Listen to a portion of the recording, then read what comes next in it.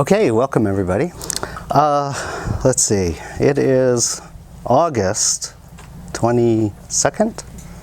Hey, I hit it on the nose, man. It is so hard these days to remember details from the mind. 2019. First we remember. So last month, we went over some interesting material, and once again, they want me to get a lot of information out today. But it's kind of a night for,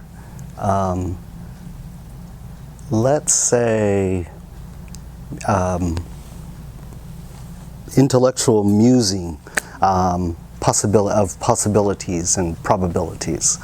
So we may be going over some conjecture, theory, and I'll leave it to you to decide if it's theory. So far, what I've shared with you has all been materials that have come up through the process, as you know, of quantum navigation, which means it's come up through a lot of the deep meditation that's we've gone through. But however, this last couple of weeks, I think you can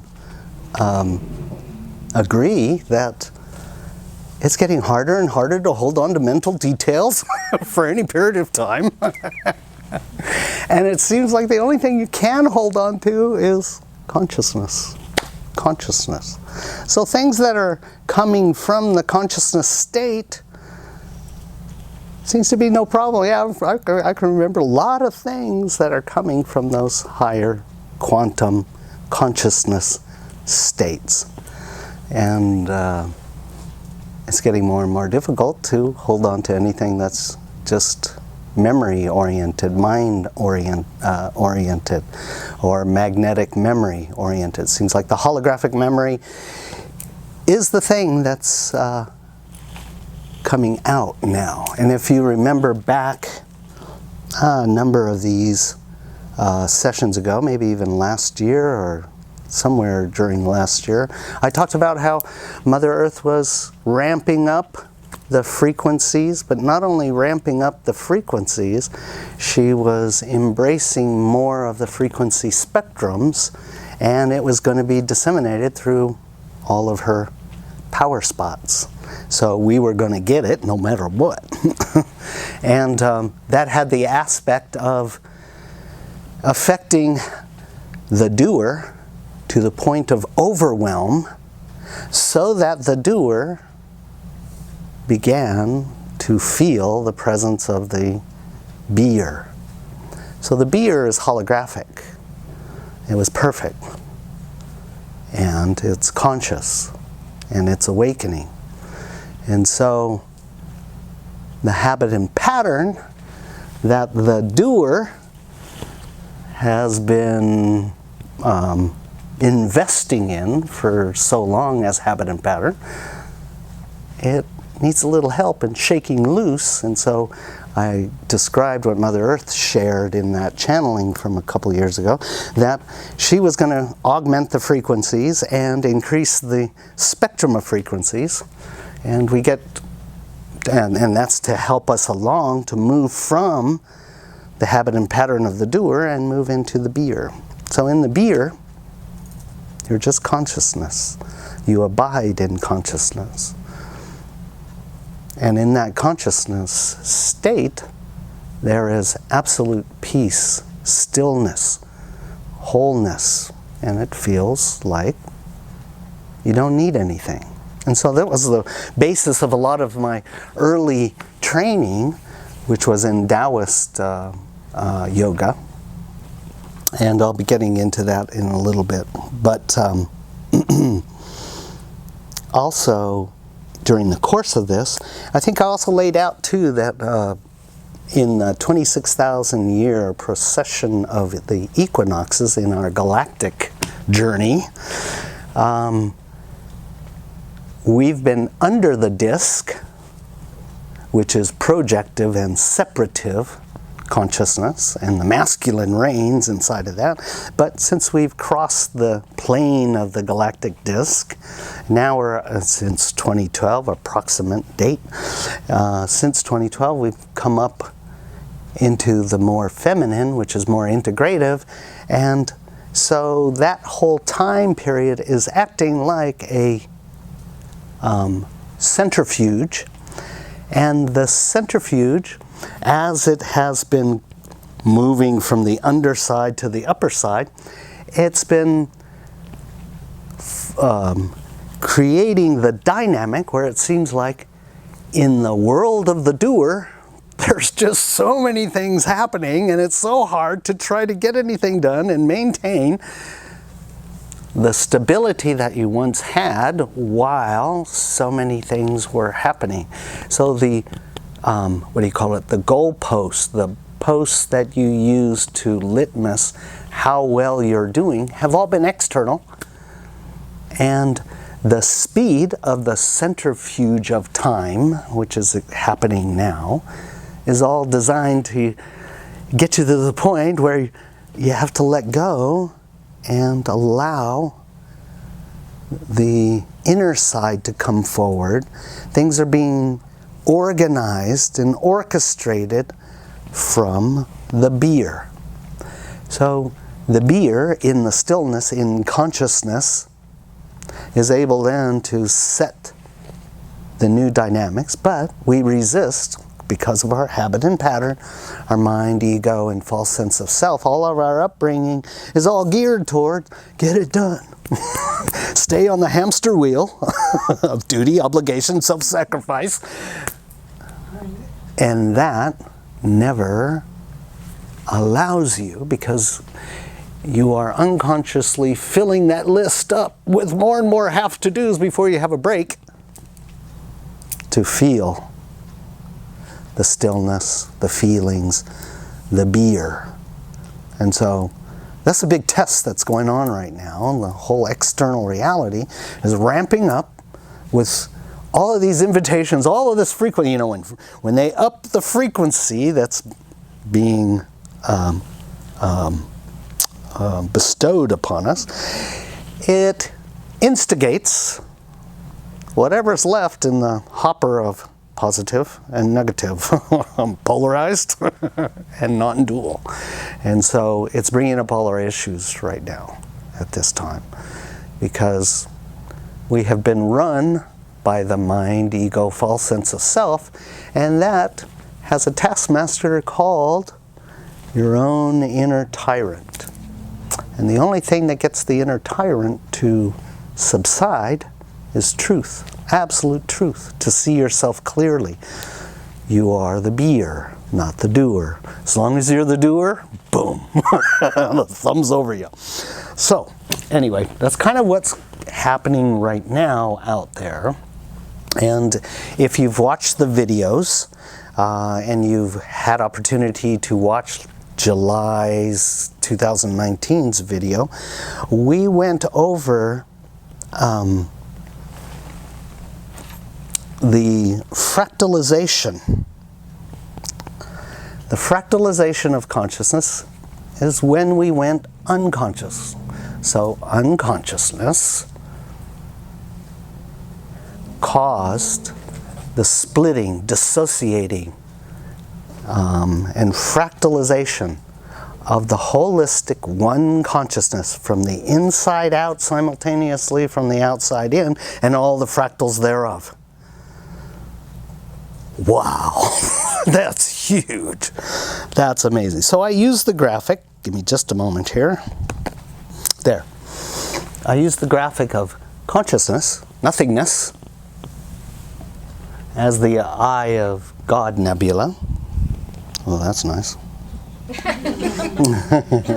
Nicer. And the creation of the void, which, as you remember, you use the symbol of the balloon. The one consciousness decided half would stay awake and half would go to sleep, so it's like twisting of the balloon, and the twisting is painful because you got to separate your wholeness. And so in the separation of the wholeness, it created a realm, the realm of unconsciousness. And inside that realm of unconsciousness, it fractalized and fractured. So this is the symbol of the void, or the fractured realm of consciousness. However, this brings up an important paradox, and it's important to understand this part so that you can see where home is inside you. So the paradox is kind of a, what came first, a chicken or the egg? And in this case, in our needs, what came first, consciousness or unconsciousness? This is important, a very, very important understanding, point of understanding. So, here we begin the musing of possibility, probability, theory. Or maybe it's not. So, as we understand consciousness, the consciousness has a continuum. And that continuum of nothingness exists everywhere. So that's the best symbol that we have for that consciousness. And it's equal in all directions, meaning there's nowhere consciousness does not exist. So there's no inside, there's no outside, there is only consciousness. So in the realm of consciousness, where's unconsciousness? If consciousness is a continuum does not end. And this is a little outside of the RAM for our brains, so to speak. But it's actually really, really important. So I'm purposely slowing down right here to give the RAM time to reach its arms around the vastness of the continuum of consciousness. Nowhere is there not consciousness. Nowhere. Consciousness is everywhere. So then we have an important point. Where did consciousness come from? Of course, our mind would think that, you know. I want to know details. If we came from somewhere, then consciousness had to come from somewhere. And just let that sit for a little bit. So consciousness, being that it's a continuum, then it always existed. How can we know that? Well, that's one for meditation. Or we can look back in some of the ancient scriptures and find validation of that. So let's now pose for a moment the postulation of unconsciousness arising on the scene and promulgating itself. If consciousness is a continuum, then by all rights, unconsciousness would be a continuum. And in unconsciousness, there's no consciousness. So,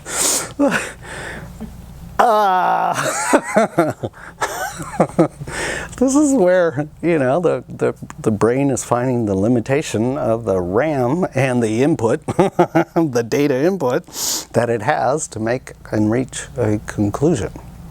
However, inside of the void, of course, unconsciousness existed. And from unconsciousness, through the experience of history, experience, understanding, the individual eventually awakens. But look, it's kind of an arrested development. It's bounded. So something's happening with unconsciousness that it needs guardrails and guards at all the exits, so to speak.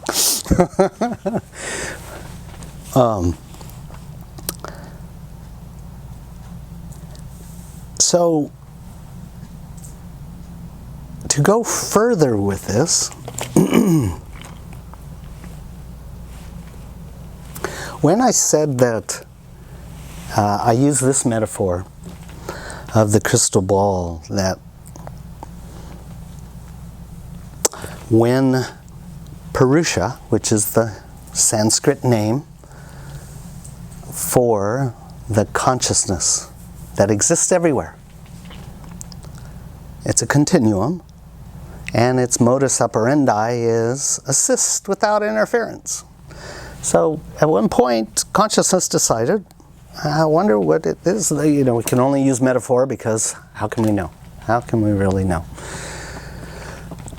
So consciousness decides, I wonder what it would be like not to know myself. But at the end of today, I want to show you something. I want to, and that's why we're going over this.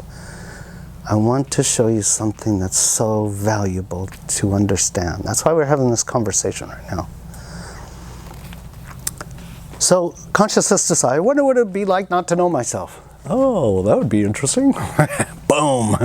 It's set about this process of taking half of itself, twisting like a balloon. Remember, I pointed out that consciousness has quantum characteristics to it, and those characteristics are holographic, fractal, and superposition, and entanglement.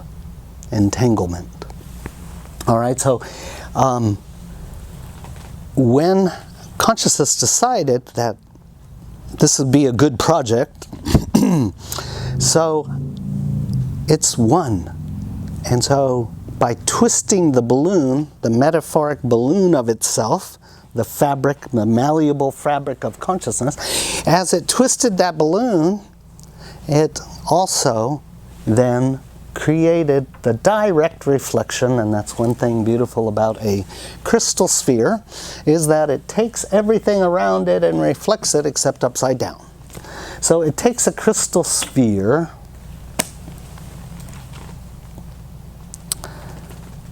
and so consciousness had one iota. I don't know how big an iota is.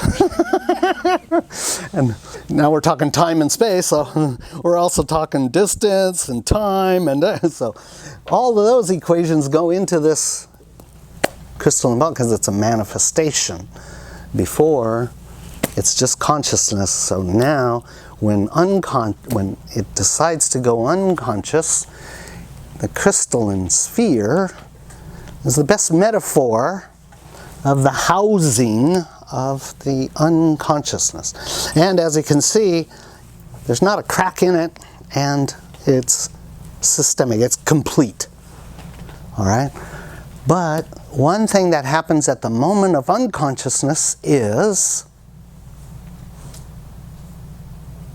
since we go to sleep very, very, very, very, very deeply, we forget who we are, where we come from, why we're here, where we're going.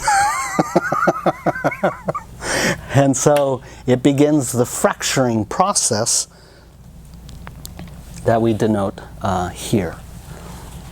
Now, all of this came from consciousness. So the housing for consciousness is consciousness. Okay? So this crystal sphere is really, really helpful when we look at the fact of quartz crystals.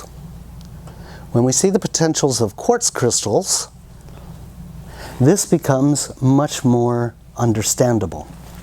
So, quartz crystal. I used to really get into crystals a lot in my past, and one thing that I've learned with crystals, it is said that crystals are energy and consciousness frozen. But if you look at a crystal real carefully, it's moving really, really slowly. Okay? So a crystal big one behind you. Holds, that's a good example of one. A crystal holds all the light spectrums, visible light spectrums. So a crystal, one of the things a crystal does is it borrows. If one band, you know, we have seven spectrums of the visible rainbow. So it's taking light and consciousness and freezing it into those seven. It's also disseminating light. It's breaking it up and disseminating consciousness into seven rays. Now, a crystal helps to harmonize all the different frequencies that are in its embrace. However, a crystal does not and cannot handle infrared and ultraviolet. Okay, so it wards off infrared and ultraviolet, but it harmonizes all the visible light spectrum. So when we look at one of the fractals, the fractal shards coming from the sphere of consciousness, or let's say the sphere of unconsciousness, already within the crystal is the separation of consciousness. It's already divided it up. And in relationship to diamond, diamond is completely different from crystal in that a diamond goes through the fugue and the crucible process. It goes through repeated exposures of high intensity experiences of heat and high amounts of pressure. And as it goes through this constant pressure and heat and cooling and such, what's happening is it's taking the carbon is a good example because you get carbon diamonds. So it goes through this long process of, under the intensity of heat and pressure, the internal atoms start moving to optimal alignment.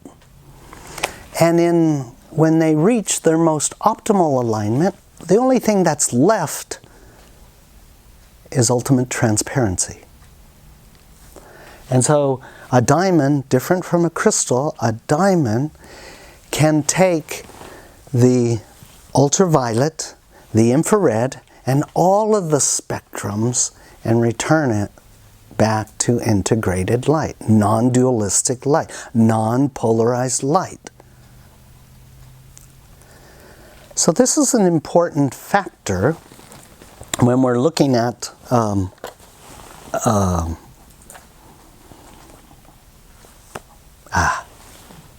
diamond. When we're looking at the fracturing of consciousness in the void, as we went unconscious, from internal and external, we completely dissociated, split, fractured, polarized, and we began projecting. All right, so I went over that process because all of what I've just described, the crystals and the diamond, are a part of our own consciousness. If we see it, then it's capable. Your consciousness is capable of doing it without the physical manifestation. All right? So, I'm about to get into some story time to help validate what I just talked about. First of all, if you study, as I said, how do we know consciousness is a continuum? Well, in some of our ancient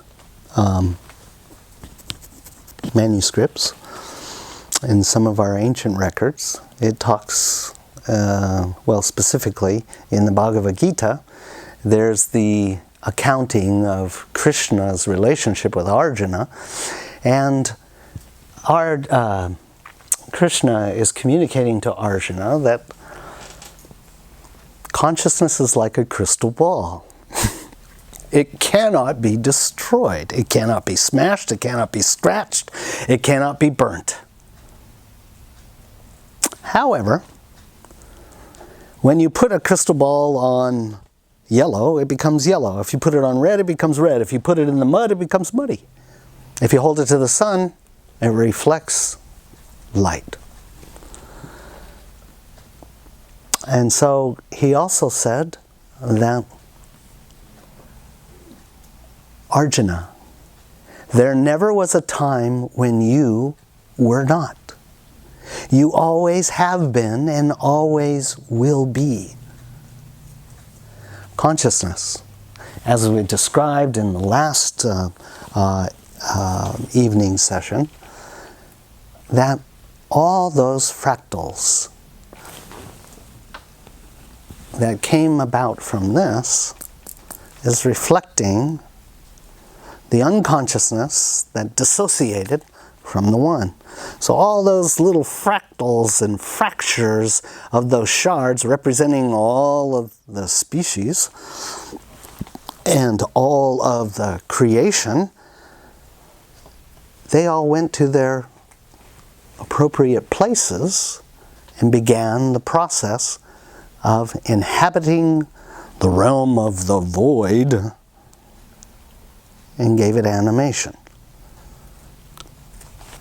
You always have been, you always will be. Consciousness cannot be destroyed. You can be distracted, though. And so it's our unconsciousness that acts like the mud that distracts from the crystalline clarity of your ability to see the whole, see the fractals, see all the species and all the diversification as being you. They all came from one source, one place. And it disseminated and populated all of this so that we can begin the many, many, many lessons to help reunite that consciousness. It's so hard to really get that your consciousness is capable of integrating all of these aspects in this broad spectrum of diversification. And you don't have to do anything.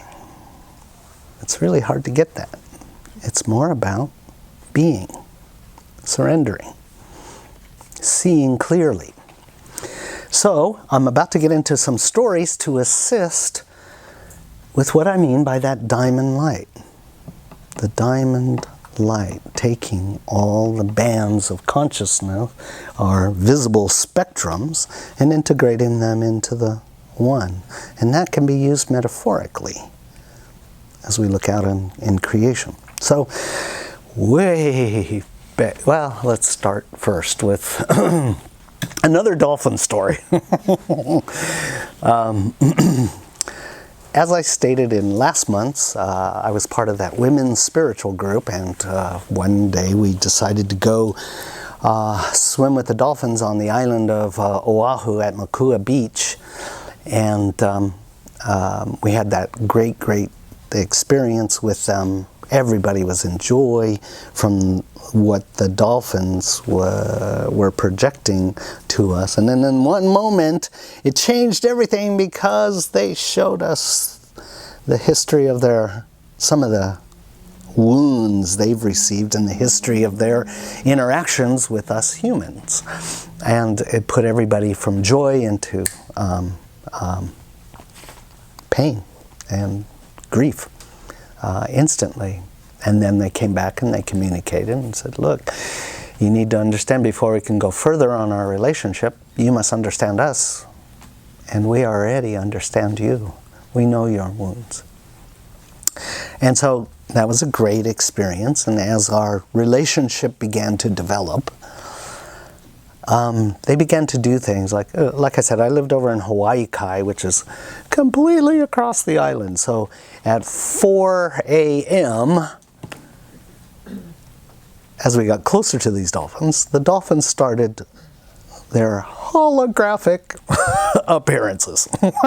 So they would come into the room swimming all around you and then through you, and you can't sleep when there's that much joy going on and they're doing all these unexpected things. And then they would send us a message saying, come and swim with us, and they would send us the picture of the location of where they would be at. And we tested them on it. And we went to where we normally meet them, and they weren't there, so we went to where the picture was, and that's exactly where we met them. So we started developing this relationship non-verbally, and it started getting deeper and deeper. Well, on one of the occasions, I was swimming with the dolphins for quite a long period of time. I think it was about 2 hours we were swimming. You know, they can leave anytime they want because they can outswim you like that. So we learned right away, don't try to hold on to them emotionally or intellectually. Just be okay with what you're doing and let them be, and allow yourself to be okay with whatever they're doing. And when everything's okay, then they like to be around you because there's no emotional gripping, right? No have-to-dos. So the relationship is free and open. And so as I was swimming, all of a sudden at one point, this male dolphin comes swimming at me full speed ahead. And as it was coming straight at me, I was beginning to panic because of its speed, and the distance was closing, and I knew if nothing happens, I'm going to be feeling this one. But he turned at the last moment, made a right, to me, he moved to my right. So for him, it was a left-right angle. Is that the right way to say it? A left angle. So anyway, that really got my attention. So I was like, all right, I'm focused on that male. And I'm trying to be so alert. I'm opening up every antenna I have, you know, hit me, communicate.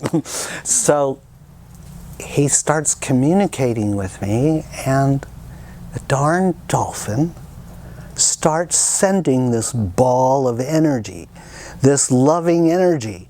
He sent it to me, I felt it in my heart, and he said, now amplify it and send it back to me. And so I did, and somewhere in there is communicating, do it with the breath, the breathing. And so I timed the breathing, so every time we were sharing this ball of love, with every breath, it was getting brighter and brighter and brighter. So do, you know, the frequency was going up and up and up and up and up. And then at one point, he said, the frequency is going to change, and there'll be an opening, a bridge. You'll see a doorway in my heart. I'll see the doorway in your heart. And when I say, then go through the doorway. And I'll go through the doorway in you as you go through the doorway in me. So as we were doing this breathing, the frequency got higher and higher, and it went from white into gold, and then it was just such clarity, just absolute pristine clarity. And that's when he said, okay, now go through the door in my heart. So I did, and the same time he did. And in that moment, it was you as the observer observing the universe, but experientially you were also feeling yourself as every planet, every species, every atom that existed. And so superposition occurred in that moment. Quantum superposition. You were everywhere and everything.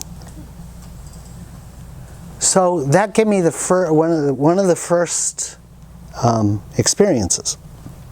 However, I realized that the dolphin was using foundations that I had already had inside of me in order to communicate the staging of this process, the breathing and then, moving through each other.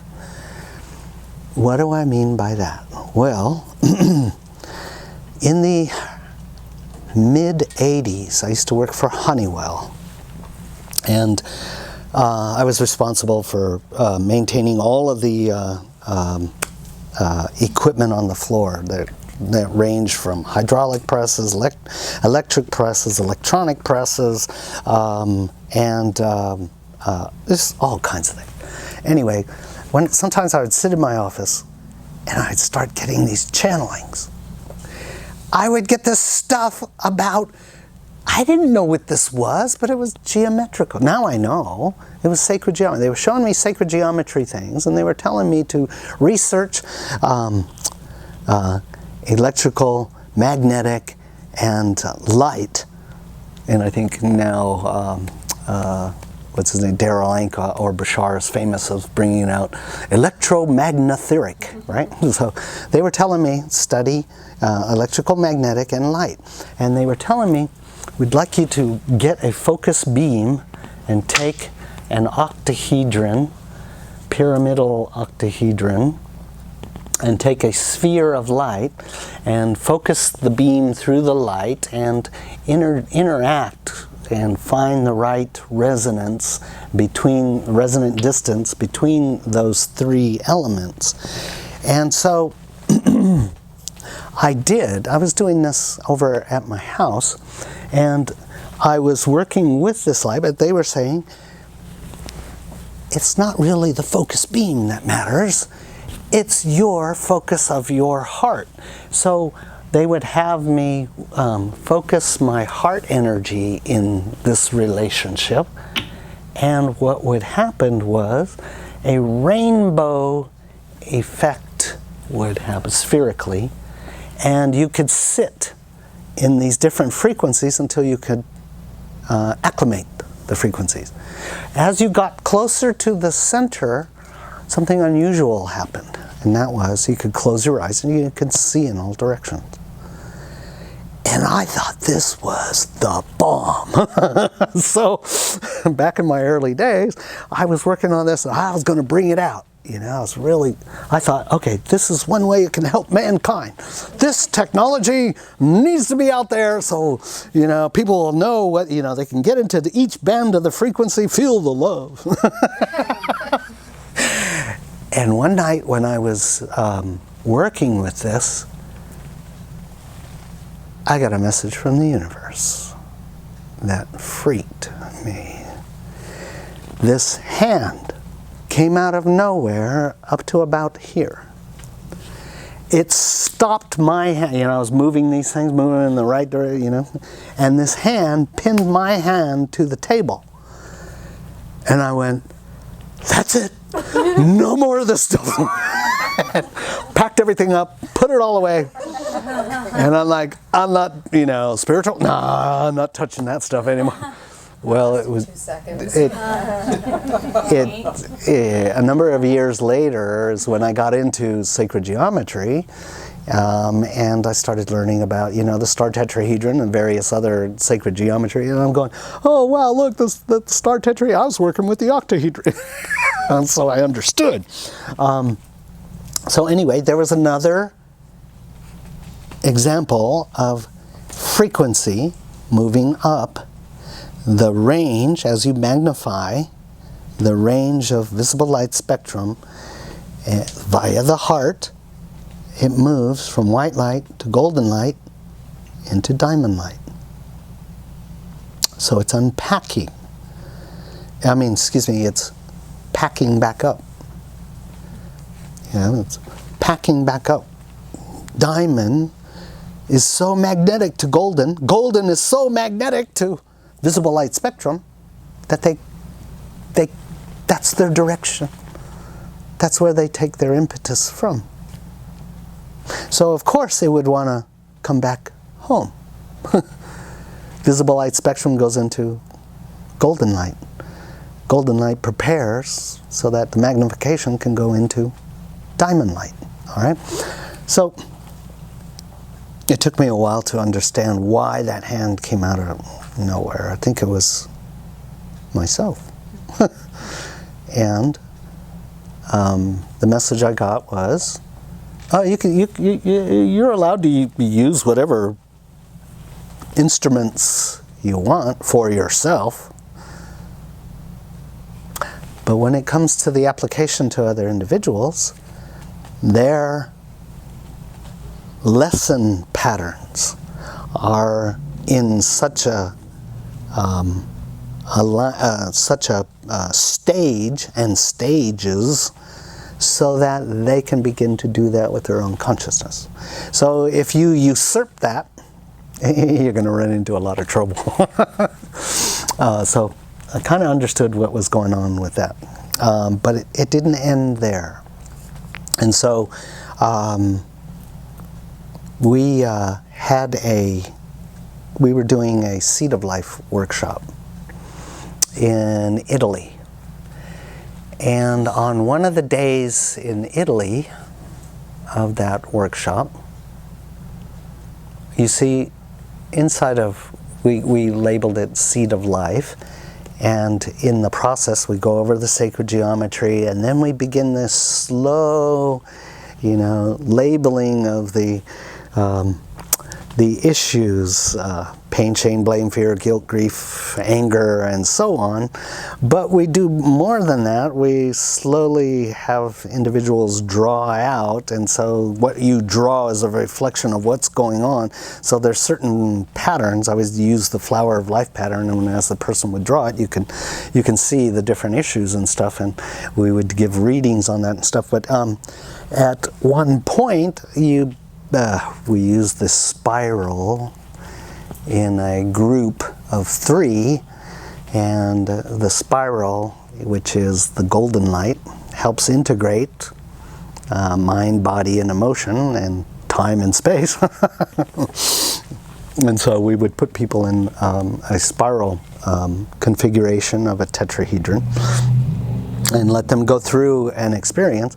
All of this was in preparation for, on one of the days, we would put people in groups of 4 in a spiral configuration, and then we would begin the process of opening the door, showing them their issues nice and slowly, and everyone works together to begin to heal each other. And in that process, there's so much light as you see your shadow, accept your shadow, and begin to work with your shadow.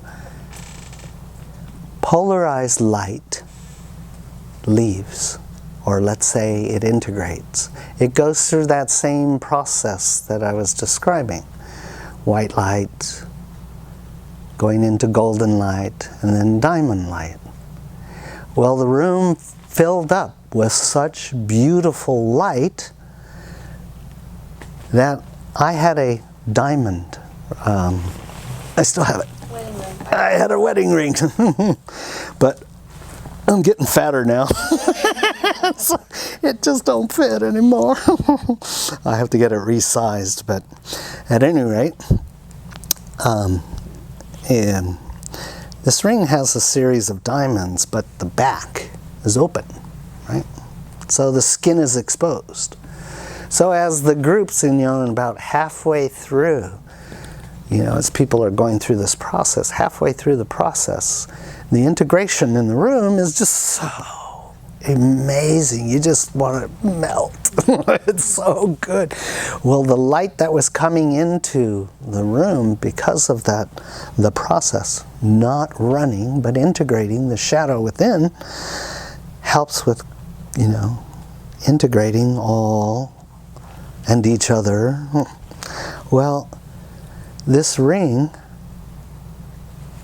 took the diamond light, and I had a sunburn, a diamond burn. I had a diamond burn on this finger. We're obvious. Weird. Really weird. It was weird. So it took days before I could put my ring on again. All right.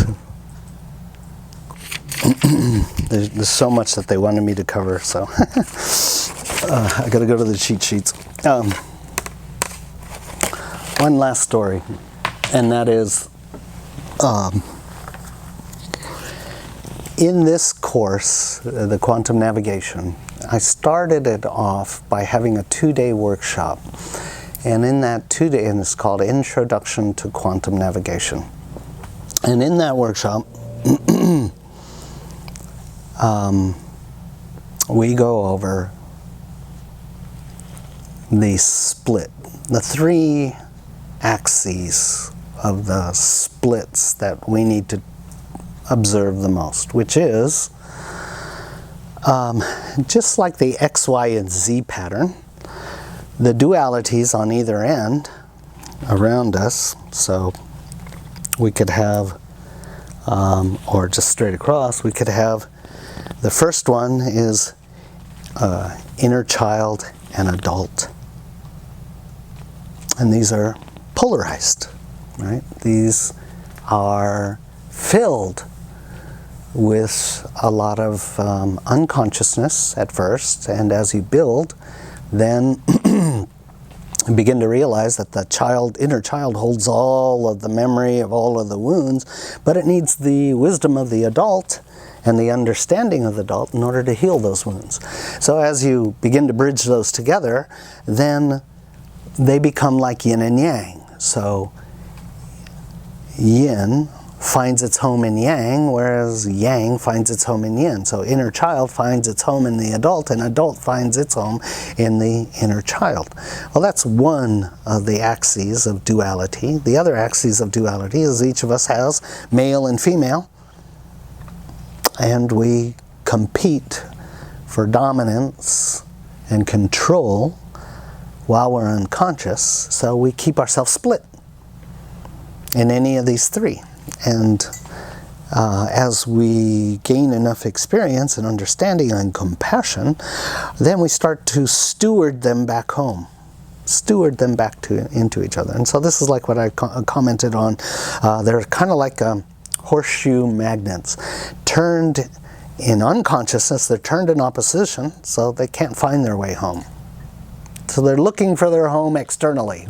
You'll do. No, now you'll do. Until they find out, no, they need each other.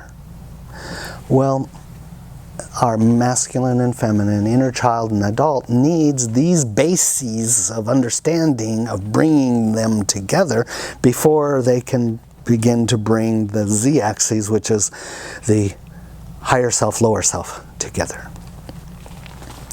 And so, in that workshop, on the last day, we use that dolphin breathing experience, because my past, I used to do rebirthing breathing, for those of you that are familiar with it. And so, like I said, the dolphins, used that foundation of understanding that I had to communicate, and I knew exactly what they wanted to do. When they're doing the breathing, we were breathing like rebirthing breathing. So it's that high, fast pace, but in rebirthing breathing, that's using prana, right? Prana or chi You're thinking, you're not so much thinking of oxygen, you're using prana or chi for that. And then it also used the understanding of the frequencies of light, magnifying up into diamond light. So it used those things to orchestrate. Well, I tell people on the first day of that workshop, Intro to Quantum Navigation, on the last day, we want to use a simulated version of calling those parts home. The higher self, lower self, coming to the Z, the middle point, and the inner child and adult, and the higher, the masculine and female. So when you do the rebirthing breathing, you're artificially, so to speak, because when you're ready, as your consciousness grows, you begin to find ways to allow. You worked with embracing the shadow, not running from the shadow, but having the shadow begin to communicate to you about what its needs and desires, wants is, so that it can come home back into the heart. Okay, so we stimulated a artificial version of bringing all your dissociated parts back home, so that you can experience superposition. You are everywhere on everything, and it's all you, man. All right, so we're getting close to where I need to go. Where we're going now, this subject matter may seem like it's a tangent and have nothing to do with what we're going to talk about, but it has everything to do with what we're going to talk about, so bear with me. All right, so here on the board we have 3 different symbols of the 3 different states of Purusha.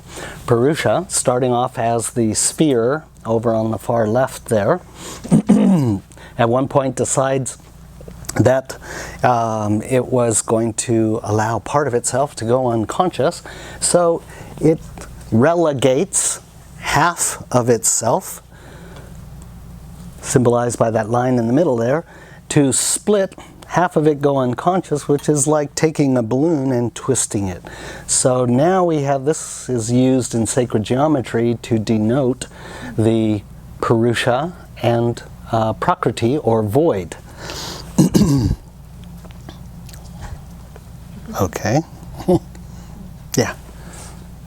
However, there's some important properties with this, and there's other ways to draw the sacred geometry. So this process of the source, or Purusha, going unconscious, in sacred geometry, we have the creation of the Vesica Pisces, which is this area here. So the graphic on the left is denoting a very specific space, and it says that all creation is taking place inside of that Vesica Pisces. And so seemingly it takes a portion of consciousness merging with unconsciousness in order to create the bodies and populate the vast realm of the physical existence. And so we can look at our DNA and we see, the 2 strands. Part of it is coming from one, let's say, yin, and part of it's coming from yang, and they have all these bridge works there activating, what elements does this characterization and its boundaries and dimensions and so on take place. But it takes the 2, conscious and unconscious, to create a host, a body for the separation experience. Okay, and also we can note that in the creation of the Vesica Pisces, we have the symbolic representation of a convex lens, which is, got one right here. convex lens. And we know from and this is very UFO-ish. I wonder why. And from a convex lens, we get the dissemination of the spectrums of consciousness, spectrums of visible light, and so on. Okay? However, in this graphic here, it is this area that's really, really, really important, which is basically this. But this area here is the realm where something unusual is taking place. So we have logic and reason, we have feelings, and we have primal instincts. And so we have consciousness meeting, and this would be the symbol of most unconscious, most primal, most instinctual, and that level of consciousness is very, very, very asleep. And so in this realm here, this middle realm, you have dark and light coming together. And what happens when dark and light comes together? Well, the first encounters are pretty drastic. All right? So this is kind of a realm where if you take sharp angled rocks, let them flow in the stream of time and experience, by the time they get to the end, they've rounded out all their issues. And they're much easier to be around because they've kind of adopted a little from each realm. Okay? So this is an important crucible for consciousness, because you're taking absolute unconsciousness and having it meet conscious. Well, oh my gosh. This is the history, not just of our planet, but it's the history of all time and space in this galaxy, universe.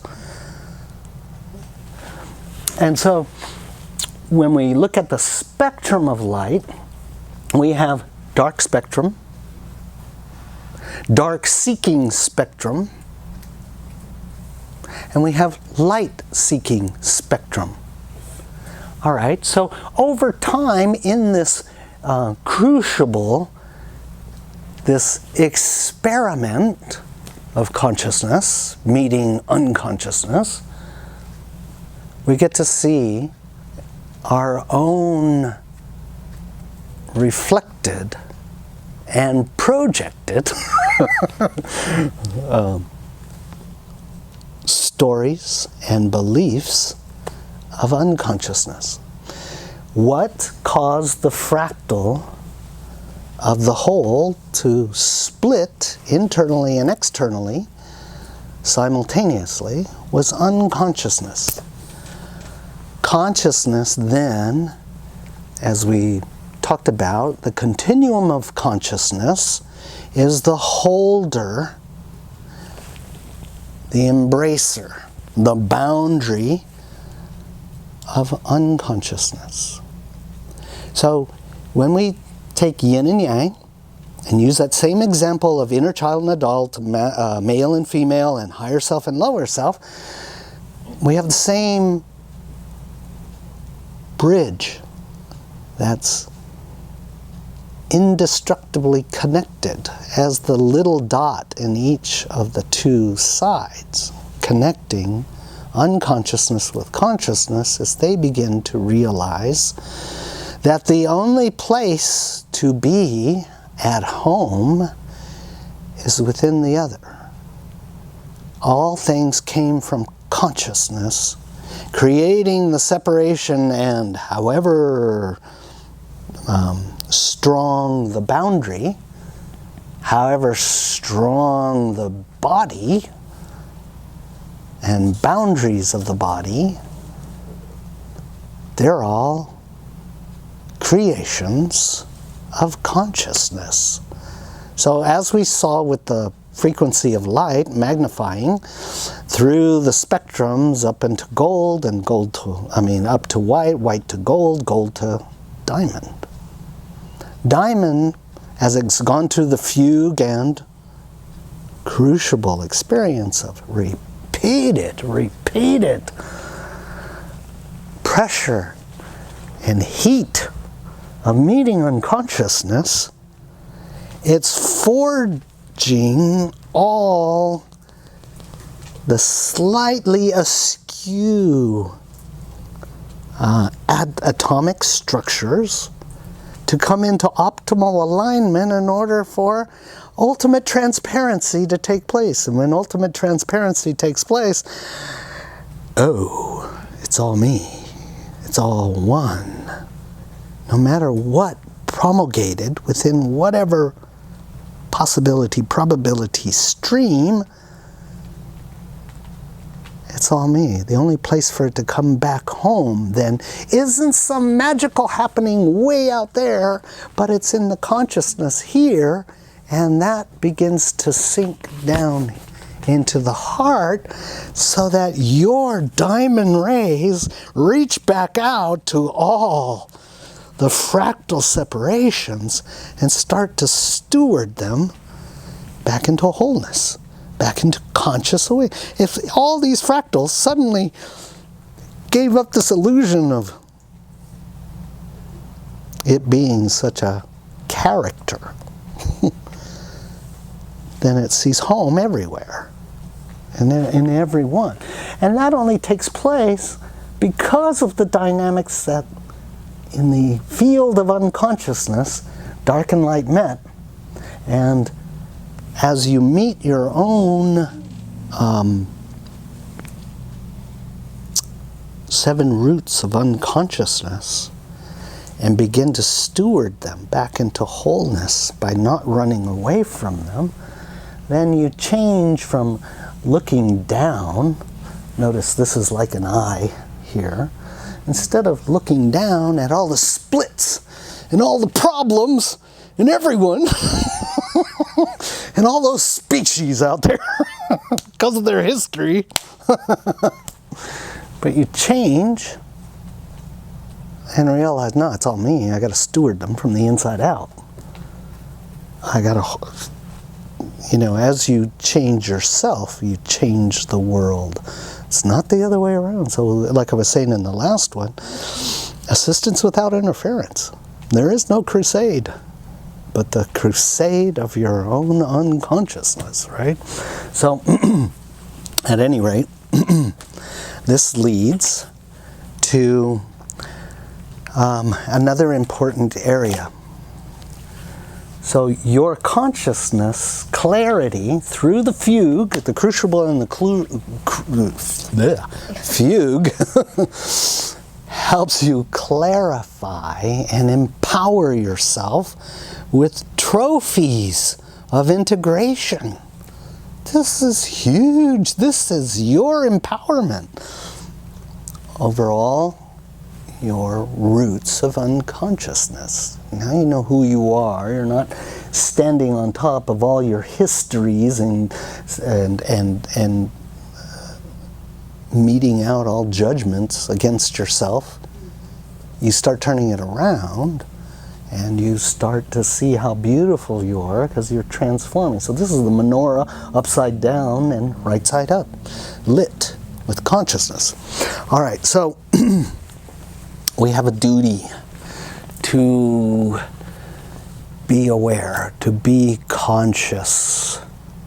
And that helps the heart open more and more and change the belief systems, stories, and patterns that we have. But we also need to see that, we have 3 sections of the brain.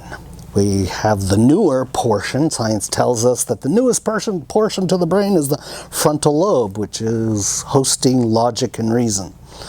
And we have an older section of the brain, a little bit older, and that's more of the midbrain, and that's the mammalian or limbic, which is responsible for feelings, intuitions, and such. And remember, it says that all, stories have their counterpart with the feelings. Let's say negative stories have their counterpart of negative feelings, and they keep the ball going round and round. It's really hard to break that habit and pattern until you see through it clearly and stand up emotionally in the face of the fire of having the issue being presented to you, and it no longer splits you. When an external projection comes before you, you can be as scared as you can, but recognize that you're in the forge of the fugue and the crucible, and that means you're merging your parts, calling your parts back home into consciousness. Well, we've got logic and reason, we've got the mammalian, and of course we've got the brain stem. And the brain stem is the oldest part, the most ancient, and it's responsible for our primal instincts. And it has a boundary. And that boundary is deep, deep, deep fear. Because it sits right on the boundary between primal instinct and universal consciousness. And so to get past that boundary, joy and understanding allows you to cross over. Joy, compassion, and understanding allows you to pass that barrier. All right, so if we have those three areas of the brain to deal with, it's also important to understand the three eras of the three phases of consciousness. And the three phases of consciousness is, on the first phase, the hard phase, is very projective. We project our victimhood because we have experience. We all have to go through victimization in order to transform it and evolve from it. So in our most vulnerable states that we ever existed in, we have our most deepest wounds of being victimized. And that's our challenge. That's a huge challenge. And so, like an accordion, it has a spectrum of victimization until you move to the second level. And that second level is where you begin to see that the belief systems, the stories and belief systems, are what's repeating in your life. And as you learn the methods of dealing with the shadow and the stories and the projections, then the repeating patterns diminish, stop. And so that opens up to the final phase of consciousness, which is you see and feel in the face of things no story. You're not creating a story, or you're not reliving a story.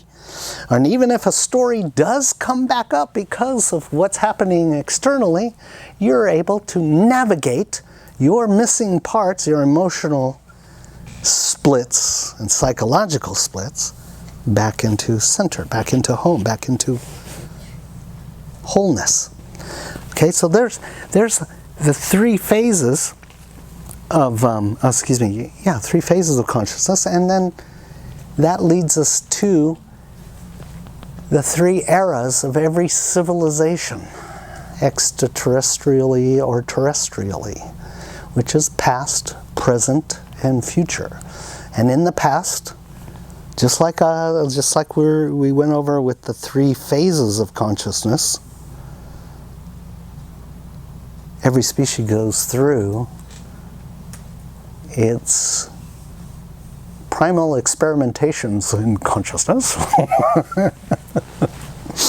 Yes?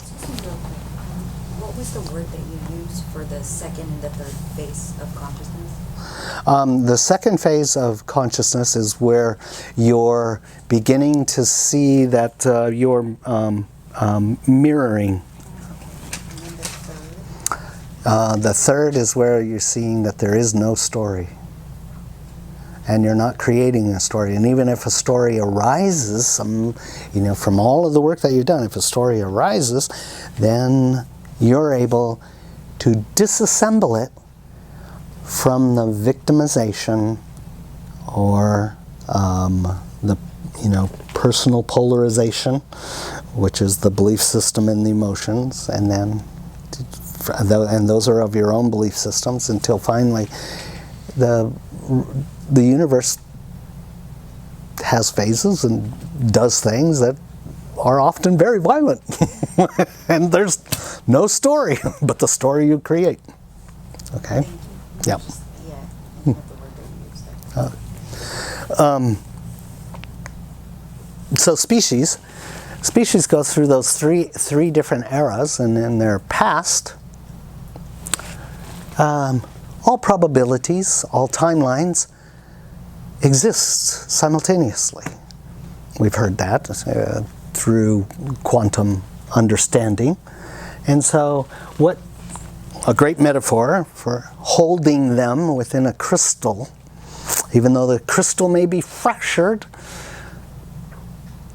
all the timelines and probabilities are all held inside of the crystal of physicalization. And so all these different species, they go through the past, the present, which is kind of like what's happening with us right now, in that we're awakening from the first phase of consciousness, moving into the second, and even enjoying part of the third. No story. And so in present consciousness, they're very highly evolved. So we have, yeah, we have. I use a certain set of tarot cards, as you know. One of them is the Osho Zen Tarot, very, very good for quantum navigation. And the other I'm very, very fond of, perhaps because I know the person who created it. Oh, let me have the little ones. These are the galactic heritage cards, which soon they're going to be available in the mini size. Small size. End of September 2019. And I want to pull out of here an example of Earth. Since we live on Earth, let's talk about Earth.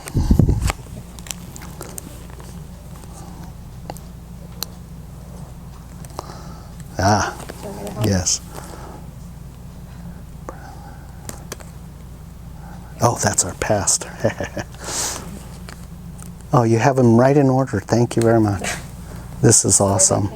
Past, but remember, past, Earth, Atlantean, missing. We've been changing the terminology from past, present, and future because it's confusing to first era, second era, third era. Oh, okay. Glad you were here then to correct that. How fortuitous. Japan a lot, but maybe not so much here. All right. In the Earth cards, I pulled 3 of them. And one of them has to do with abandonment. So this is our part of our past. And every species kind of takes an archetypal lead, meaning that vegans have a certain archetypal wound that they're working with. Pleiadians have another, and we have one that's very critical. However, in looking at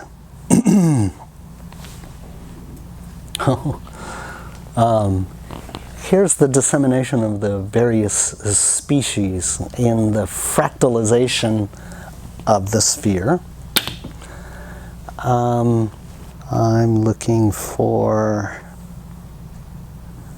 oh, that's right. Sorry. I brought this just for this. Old school. Old school.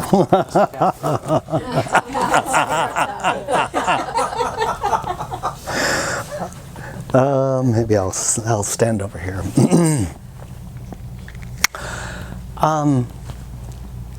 I took a lot of time in facing my shadow, going very, very deep, and as I've explained in the graphic, it's hard to see here because somebody drew all over this thing. But our surface emotions, surface wounds are pain, shame, blame, fear, guilt, grief, anger. And they lead to the more powerful emotion, which winds us up in rage, outrage, indignation, and intolerance. But those are kind of leverages to get us to see the 7 roots of unconsciousness. And the 7 roots of unconsciousness is what we're ultimately running away from. And so, powerlessness, worthlessness, neediness, helplessness, hopelessness, those are 5. However, I'm not mentioning nothingness for an important reason, because you have to get through these before you can deal with nothingness. The ego hates to be nothing. Stop. Okay. All right, so if we go back further to the very moment when we moved into the void, or prakriti, the first feelings that we came across was the overwhelming feeling of abandonment. And like I showed on that card, the Earth card is dealing with abandonment. Okay, so that could be the first. You could look at it as, oh, are we Earthlings just starting to deal with these things? Well, no. You've been dealing with them, readying yourself for a very important point. And that is that we're ready now to begin in consciousness, conscious compassion and appreciation of all these lifetimes that we've had, to where we can begin to even talk about these things. Because before that, we had no foundation. How can you talk about anything if you don't have the experience? So we needed the experience to be able to begin the process of integrating, processing all those experiences. So when you look at abandonment, it's also tied with betrayal and guiltiness. So as we dredge up abandonment, and the abandonment is, you know inside, at such a deep level, that this is not all that is. That there's an integration process helping us to disassemble the packaging around the history, identity, and personality to find out you're already both of these. But the packaging is being taken off little by little so that you can swallow it. It's too much. And especially to see it in all the different species. So when we look at this, you can look at that. Are you looking down, as I showed in those earlier graphics, looking at the spectrums of unconsciousness and fearing all of this? And in fear, you're kind of closing the door, running away, and abandoning, keeping yourself in abandonment state. Or you could be looking upwards and going, no, I've been through all of this stuff. And abandonment means I'm ready to begin the process of allowing all of this back into your heart. Surrender, trust, is huge, that your consciousness is now at a point where the singularity, your singularity at the center of the heart, determines what's coming to you in any given event. So, are you ingesting hordes of information that has viruses of separation consciousness, polarization consciousness? That is the question, then, where we are all at, is to look at the whole and all the species. As I showed in that one graphic, there's not one species you're not a part of and you're not playing out. And so our consciousness really at this time is about how am I looking at the fracturing, splitting, dissociating of myself in all fractals. Am I feeding it a virus of polarization? Take it through the three parts of the brain, the three phases of consciousness, and the three eras of species, and ask yourself, am I contributing to the evolution of consciousness? Or am I polarizing somewhere, making it impossible for dissociated parts to be stewarded back home into loving, compassionate understanding and appreciation? And so all of the stories and all of the foundational work that I had to go through tonight to get to that point is the main message. Is to awaken. Now, you're the steward of your whole part of all your dissociated fractal components, and only diamond of consciousness makes them come back home. Is the magnet. Diamond consciousness is non-duality, non-polarization. And so it's your consciousness. Yes, it's filled with the most beautiful love. It's a love that has divine consciousness. And I showed that graphic of where these two were working off each other, where dark meets light. And eventually, dark and light begins to create divine consciousness. And it seems to me that's what all this is all about.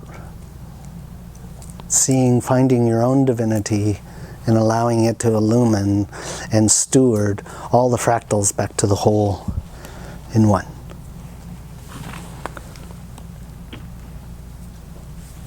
And that's my message for tonight. Any questions? Yes. Must you bring back all of the fractals in order to get that divine? Or can you do it one by one and feel the divinity? That's a really good question.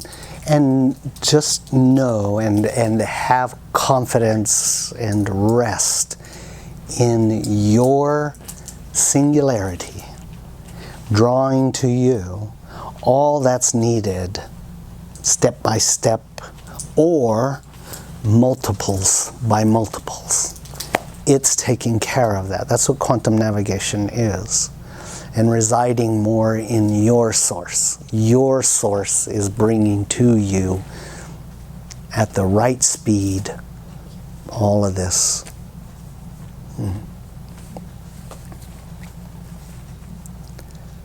Anything I else? gotta say something. Yes. I'm sure y'all are wondering because I can feel it. So first thing, everything you said is, excuse my language, fucking amazing. Don't put me on camera, please. Because it is true.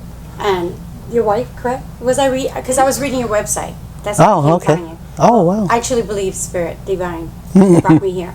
Because I keep on asking myself, is this fucking real? Really? Really? You're going to keep on, I don't know if anybody's in the spot where I'm at. Well, I know you are there. I haven't heard your story yet. I would love to. So anyway, all of that I went through. All of that. Yes. Yes. No, really When I say that, I only say that with a loving heart. And you have to do it.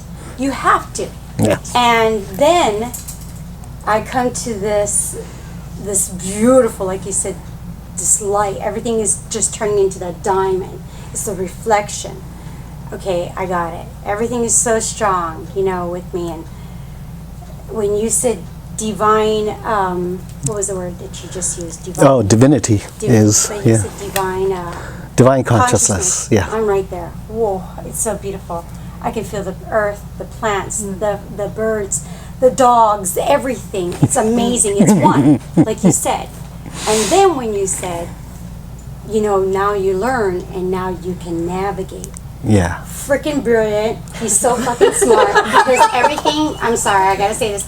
Because everything he's saying is what I've been reading. I'm like, am I crazy? Am I crazy? And all my friends are like, no, Kim.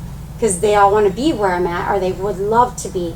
And I am really happy to help anybody. But I just want to know why.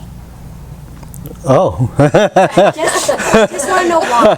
Why did all of this have to happen? Oh, I love why people. I'm one. I need those answers so I can see how the puzzle comes back together. Really, I'm like, why? Why couldn't I be like that perfect woman that got married and, had the perfect picket house and the perfect man and, all this? Why couldn't I be like that? Why did they have to come to all this? Why? It's time. One, it's time. And yes. Exactly. That's what everybody. Yeah. See, that's what I call her my mentor. She said it's your time. Oh, and that brings up a very important part that I arbitrarily just, as you remember, I said it's hard to keep everything in the mind. This duality. Oh, wow. Yeah. Sorry, I'm so sorry. No, it's really important. This duality where we have consciousness and unconsciousness. Yeah. We came from source and we're nothing, right? We're consciousness. We're nothingness. Nothingness with a continuum. We're eternally this way. It never stops. True. And so one thing that's really important is that over the time we've been in these bodies or extraterrestrial bodies or whatever body, dog bodies, and we associate our beingness, too much to the structure. We're not the structure. So that begs the question, what structure are we? Well, if you look at the miracle of the singularity.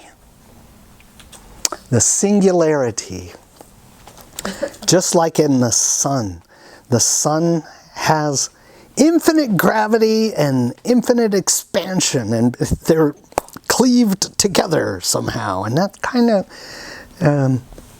exposes our singularity.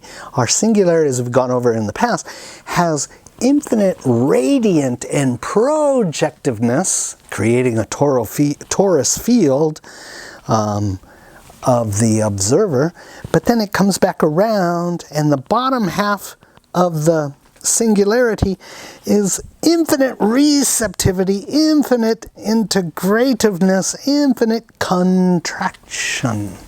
And so in this micro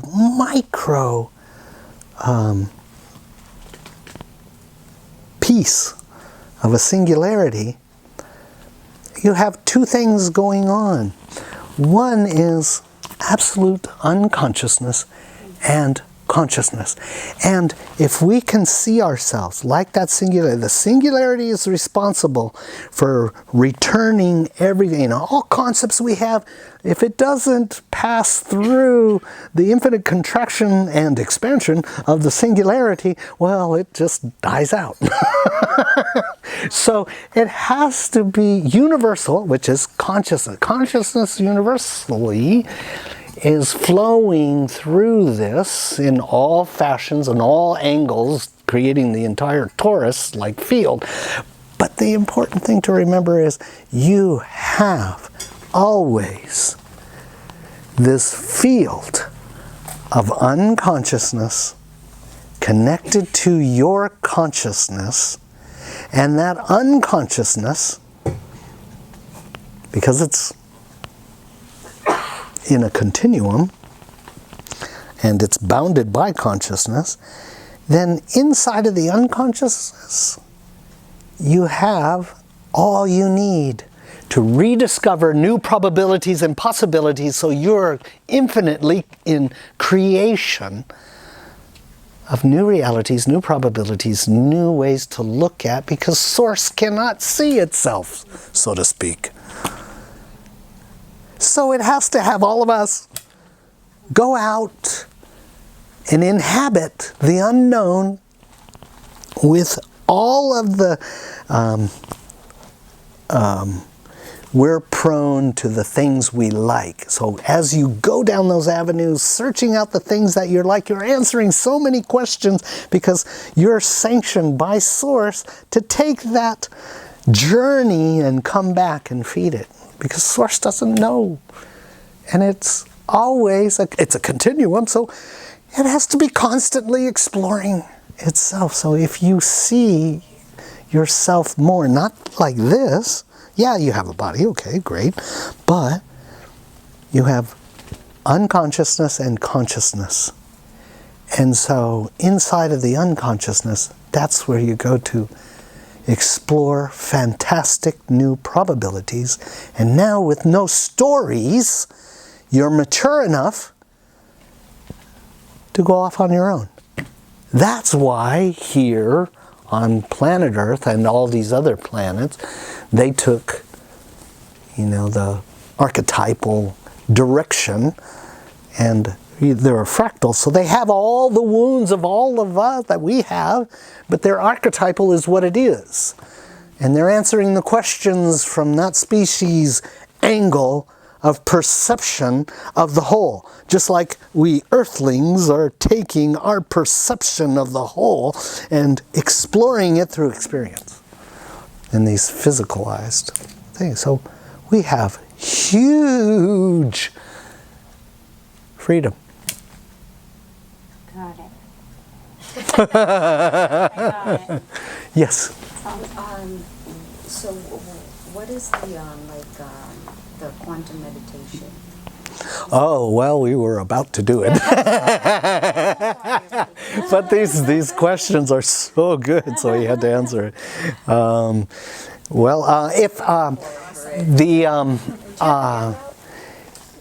I didn't bring the handout, but in last month's, all of these are available up on www.quantumnavigation.net/library. Just YouTube. And YouTube. And so... Is it the meditation? Yeah, the last one has the meditation in it. Some of them do, some of them don't. But May, we gave a handout also that had different steps and tips. Yeah. Well, and that's reviewed on the YouTube video as well. Yeah. Yeah, so look at the May one, watch the May one, and we did a meditation during, I think that was, you took off in June. Yeah. So May was right. May and July. Look at the July one, and there's a meditation in there. Yeah, tonight we were going to try to do... It's not a process, like it's not a stepped process. It's more of a way to approach meditation and to learn to interpret what happens and what you receive, because the unconscious really provides information more on a metaphorical level. So a lot of it is having to understanding your own inner language, and so a lot of it comes with practice.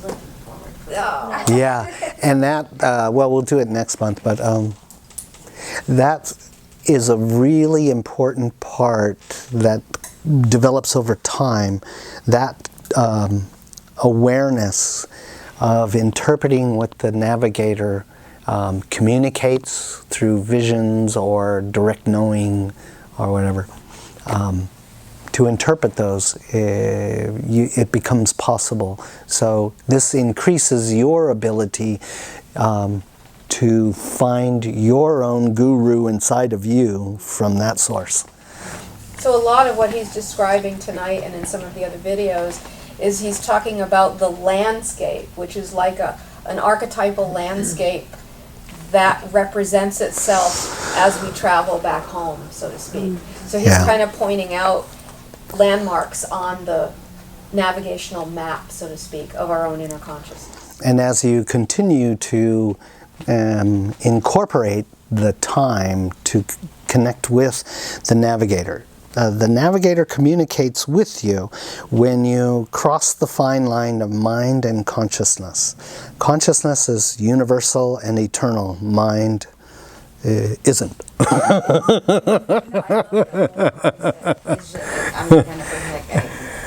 had to feel it. Yeah.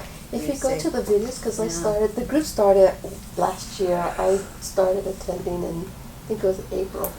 And I watched that video right before I came to class, and it was really good to help me understand whole fractalization and in those meditations. So if you have the time to go to the videos on YouTube, it's in a series, so you can see from when it began back in. We have a flyer that you can.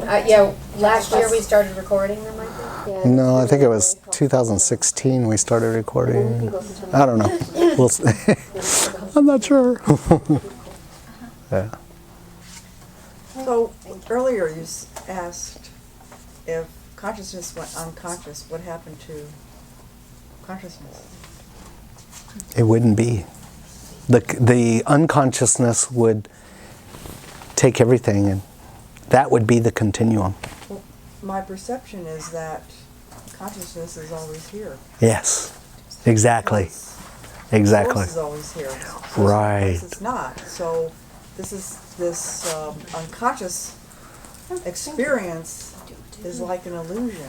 It is an illusion, and it's part of being inside of the constructed experiences of consciousness, which seem foreign to us because we're so used to this. Yes. In this human experience of this unconscious, egoic.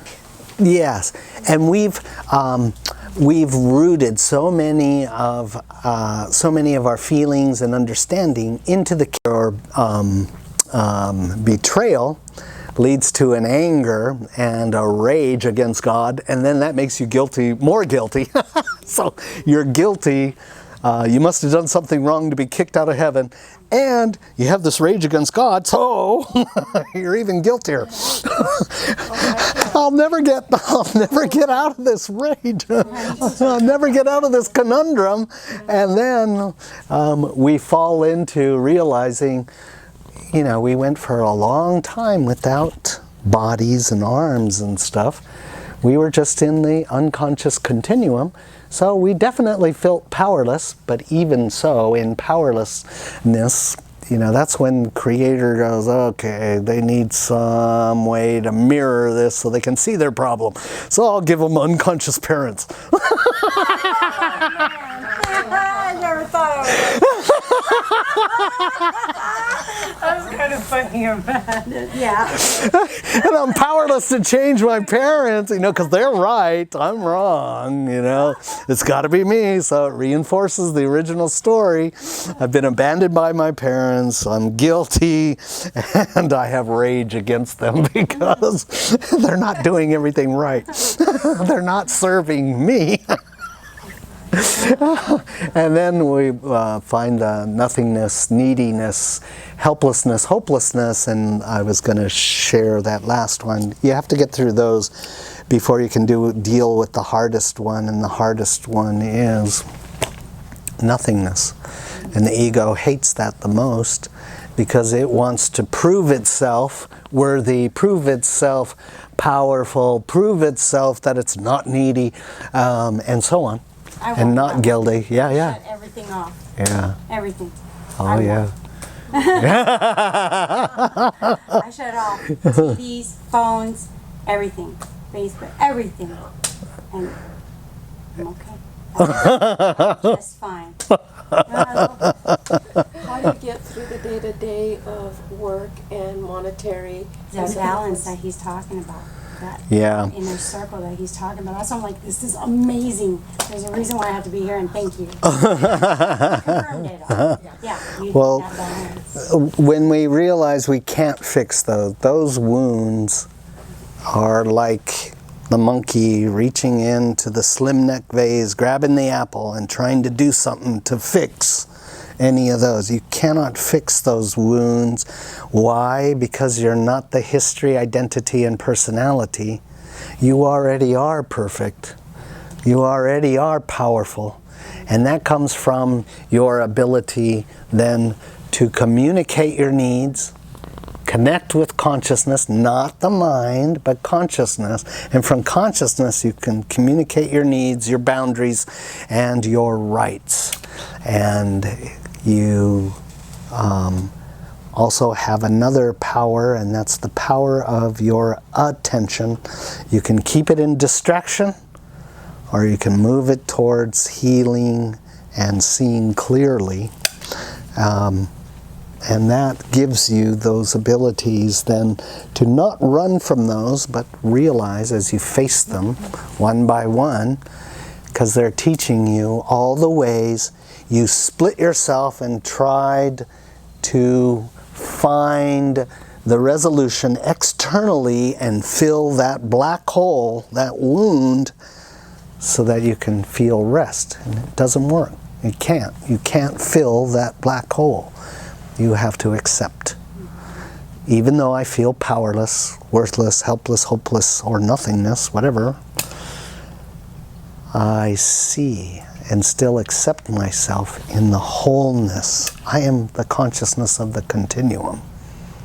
I always was, always will be, and that helps bring the roots out of the character and all of the stories that have to be done in the dream.